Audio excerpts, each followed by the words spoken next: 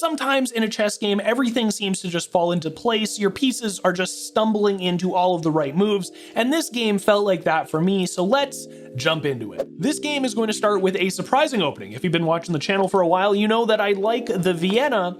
We do not open with the Vienna. We actually open with the King's Pawn opening, the King's Knight variation. And the idea here was actually to set a bit of a trap, or at least a trap that I've learned, I know of.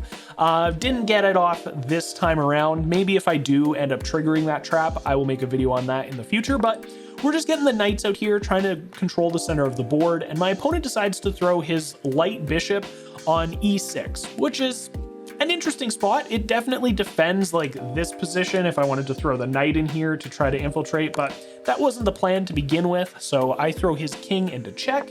He defends with the knight here. I was previewing the game. Oops, sorry, I don't do these 100% live all the time, but he's defending the knight with the queen here, so if I do take, he engages his queen. Kind of weird though. I mean, he's gonna not have the pawn get forced to double up if I do take, so I guess it makes sense. Just a little bit of a strange move that I hadn't seen before to defend the king. End up putting a little bit more pressure to the center of the board, and here, instead of him taking and putting pressure on my knight and letting my queen develop, he decides to develop his knight, and I decide to attack here. The reason I decide to attack is because I'm defending with my knight, and his knight is still pinned. So if he takes, I get to take, and my knight gets to essentially stay there. It doesn't have to move unless something else happens, which would be his dark bishop developing. And this is totally fine. You know, we're expecting the bishops to move. We're expecting some defense of the center of the board. And he does put some pressure on me. So I decide, hey, I'm gonna take. That seems pretty good. You know, he's attacking me. I'm gonna attack him. And if he takes, I get to take his queen. He decides to move backwards. Obviously, makes a lot of sense. You know, that's a good move for him. I didn't really see that when I initially moved my knight over there, but that's fine. I decide to castle, and the reason is I am defending here. So if he decides to take bishop, I get bishop back, and there's no other attacks. There's no pawns or anything kind of putting any pressure on me. So I am gonna end up on top because I've already got a lead in material.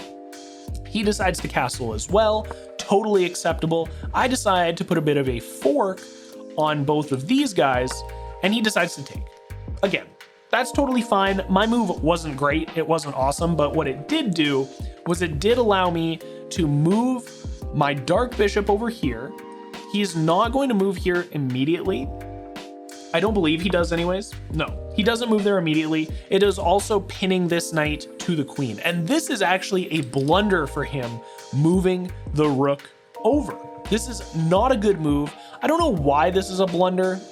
There's something that I could do here. I ended up not doing it. Don't worry. This game lasts quite a bit longer. At one point, I thought I lost this game. At one point, I thought I was one move away from checkmate and I had hung my king on this back rank here. You'll see when we get there, and I will explain my thought process. But this was a blunder. You know, his rook was not in a great spot, and this is actually so crazy. So I was already in a winning position here. I wasn't in a winning position here. I thought I was in a winning position when I moved my bishop, but as soon as he blunders this, I'm at like 85, 90% winning position. I then move my rook over one square. I move from F1 to E1, and I'm immediately down. Like, how is this not a blunder? How is that? I was winning and now I'm not winning. That's crazy to me. I still cannot wrap my head around the fact that single moves can make such a big impact. Single, minute moves make such a big impact on your chess game. It blows my mind. It's a good thing we don't play with the evaluation bar, because I would just feel sad and stupid while I played and I saw it move as much as it does. So he finally decides, okay, I'm gonna kick this bishop out of here. I don't like him. He decides to kick with the pawn, which makes a lot of sense. I decide to move down. I am kind of defending my queen now if this light bishop does decide to move. And he decides to move his rook up here.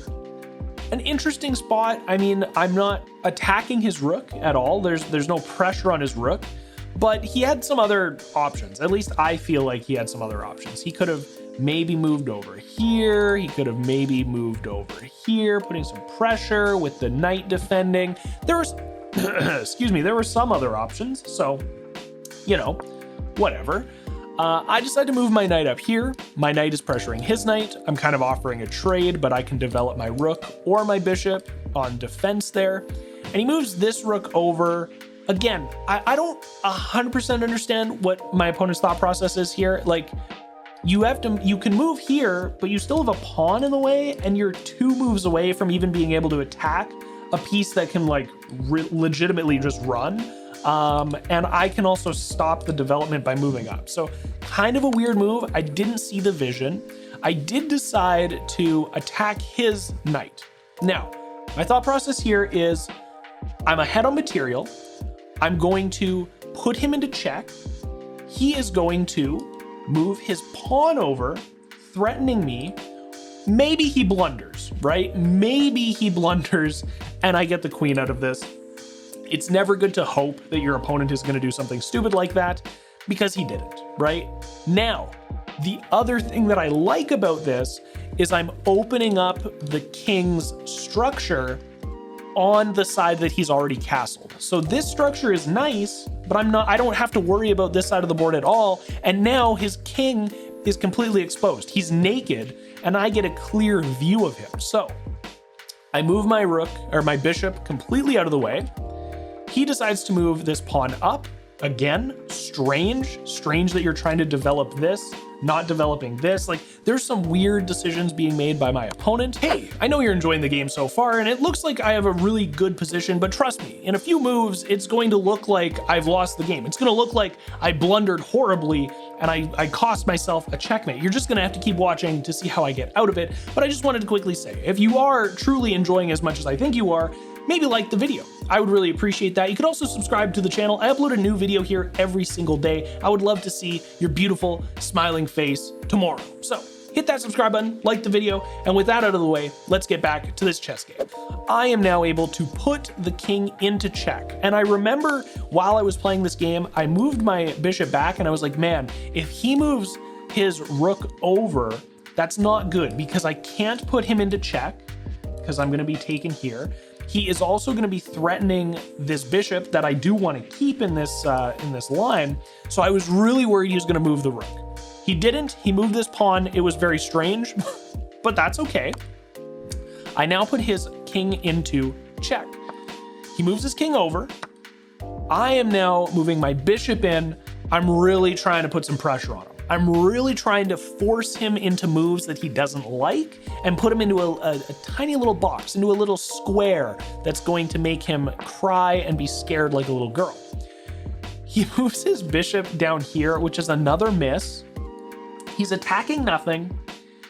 I don't know. I don't know. I don't know what the plan is. I don't know what the vision is. I don't know what the foresight is here. Like, even if he goes here and then here, I just take, I don't get it. I don't know.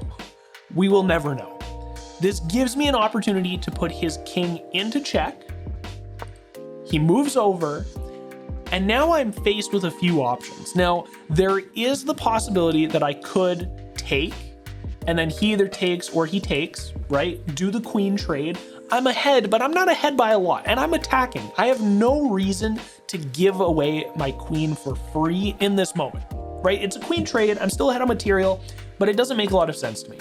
So I end up moving back here to g4, putting pressure on this rook. I've also got the pawn pinned, so he cannot move up to put pressure on my queen, right? We're setting a few things up, some exciting, spicy moves. He moves his queen down, which means I am now able to pressure his queen with my outermost rook. If he decides to take, I just take it right back. Right? There's no defense, there's no risk to doing this.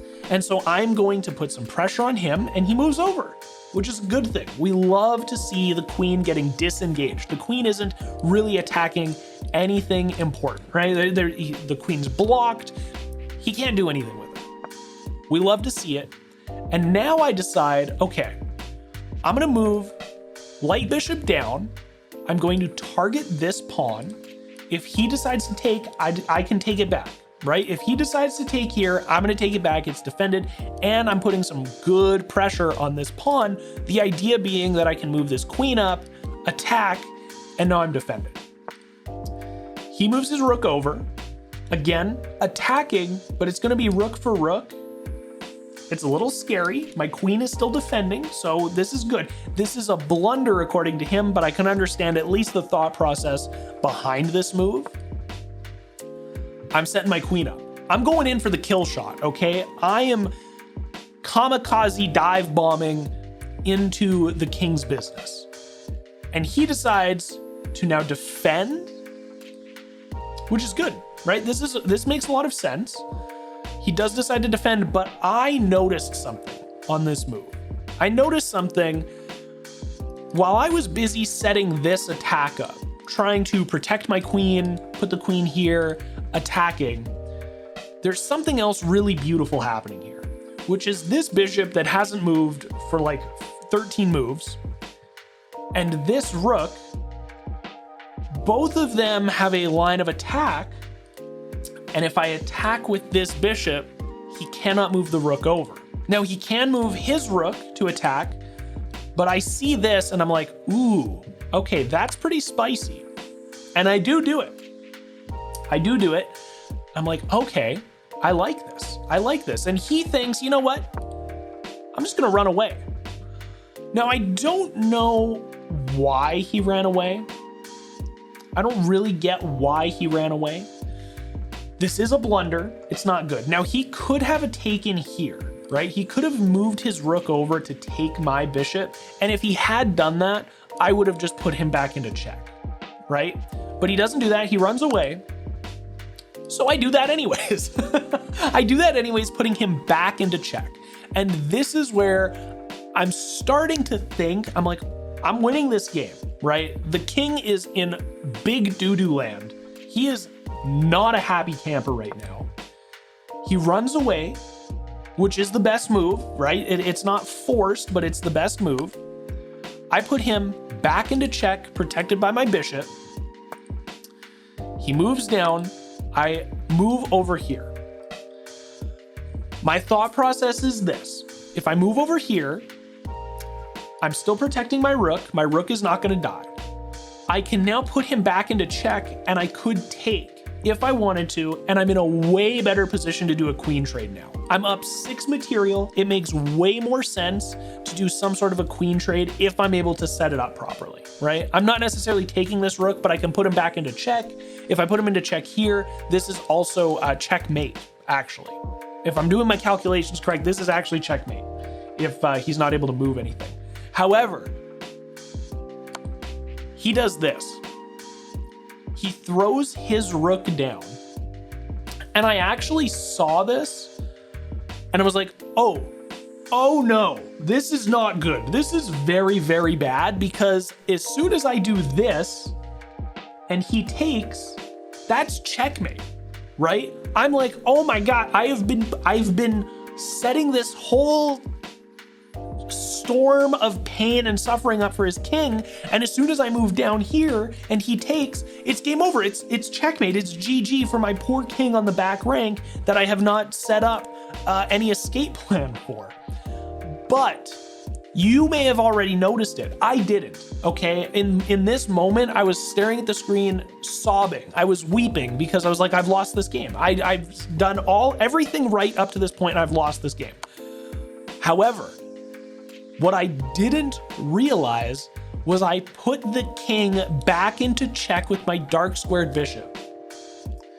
I put the king back into check with my dark square bishop, and he has really 2 options. He can move here, or he can take with his queen.